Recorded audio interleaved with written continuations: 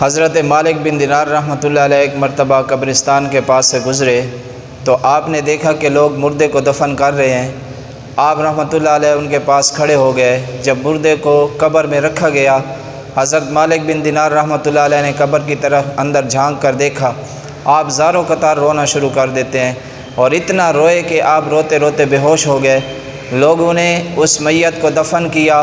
اسی چارپائی پر آپ کو اٹھایا اور آپ کے گھر چھوڑ کر چلے گئے۔ جب آپ رحمۃ اللہ علیہ کو ہوش آیا تو حضرت مالک بن دینار رحمۃ اللہ علیہ نے فرمایا، اگر مجھے اس بات کا خوف نہ ہوتا کہ لوگ مجھے پاگل کہیں گے اور گلی محلے کے بچے میرے پیچھے لگ کر شور مچانا شروع کر دیں گے، تو میں پھٹے پرانے کپڑے پہن کر اپنے سر میں خاک ڈالتا اور گلی گلی اور کوچے کوچے گھوم کر یہ اعلان کرتا کہ لوگو، اللہ کے عذاب سے اپنے آپ کو بچا لو، جہنم کے عذاب سے اپنے آپ کو بچا لو۔ اور فرمایا میری یہ حالت جو بھی دیکھ لیتا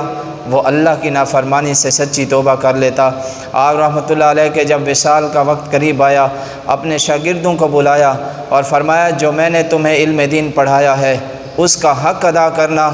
اور میری وصیت یاد رکھنا، جب میں مر جاؤں میرے ماتھے پر یہ تحریر لکھ دینا کہ یہ مالک بن دینار اپنے رب کا بھاگا ہوا، اپنے آقا کا بھاگا ہوا غلام ہے، اور جب میں فوت ہو جاؤں تو مجھے چارپائی پر رکھ کر، چارپائی پر اٹھا کر مجھے قبرستان نہ لے جانا، بلکہ میری گردن میں رسی ڈال دینا، میرے ہاتھ اور پاؤں باندھ دینا اور مجھے منہ کے بھل گھسیٹتے ہوئے قبرستان لے جانا، کہ کیونکہ میں اپنے آقا کا بھاگا ہوا غلام ہوں۔ اور جب میں قیامت والے دن اٹھایا جاؤں تو 3 باتوں کا خیال رکھنا، ایک یہ کہ میرا چہرہ اس دن سفید ہے یا سیاہ ہے، اور دوسرا یہ دیکھنا کہ جب نامہ اعمال دیے جا رہے ہوں تو میرا اعمال نامہ مجھے دائیں ہاتھ میں ملتا ہے یا بائیں ہاتھ میں ملتا ہے، اور تیسرا فرمایا جب میزان عدل پر کھڑا کیا جاؤں تو دیکھنا میری نیکیوں کا پلڑا بھاری ہوتا ہے یا کم ہوتا ہے۔ آپ یہ فرمانے کے بعد زاروں قطار رونا شروع کر دیتے ہیں اور فرمایا، کاش میری ماں نے مجھے نہ جنا ہوتا تاکہ مجھے جہنم کی اور قیامت کی ہولناکیوں اور ہلاکتوں کا علم نہ ہوتا، میں ان سے بے خبر ہوتا۔ رات کا وقت ہوا، آپ کی حالت غیر ہونے لگی، ہاتف غیبی سے آواز آئی، مالک بن دینار کو